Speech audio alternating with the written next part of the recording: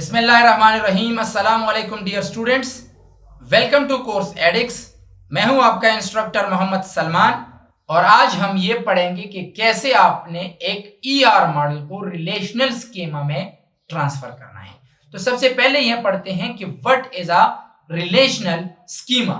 Relational schema actually एक table का logical definition है कि लॉजिकली हम एक टेबल को कैसे डिफाइन करेंगे।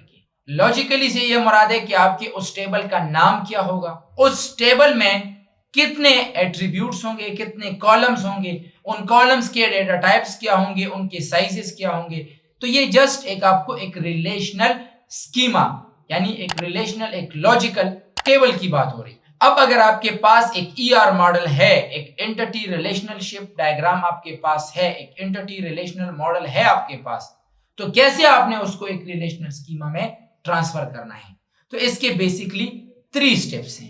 पहला स्टेप, जितने उसमें एंटिटीज हैं उनको ट्रांसफर करो, वो एंटिटीज आपके टेबल्स बन जाएंगे।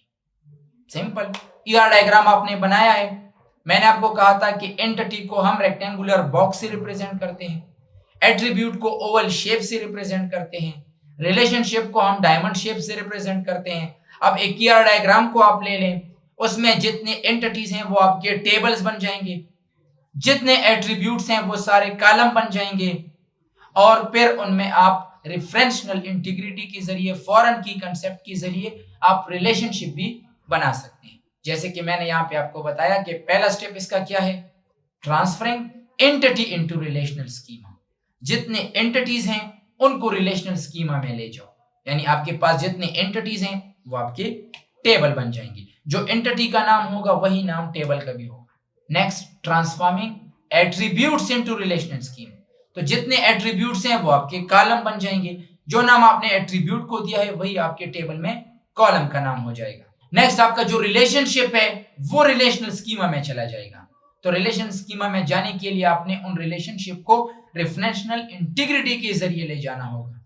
यहाँ पे आप जस्ट ऊपर एक ईआर डायग्राम देख सकते हैं जिसमें स्टूडेंट एक एंटिटी है, student ID, student name, student address, ये एट्रीब्यूट्स है। तो रिलेशनल स्कीमा कैसे बनेगा, नीचे आपने एक टेबल लिया है, टेबल का नाम स्टूडेंट है, उसमें जो कॉलम है that is a roll number, name, address. तो कैसे आपने एक ईआर मॉडल को रिलेशनल स्कीमा में ट्रांसफर किया। So that's enough for today. इंशाल्लाह see you in next lecture. Thank you very much.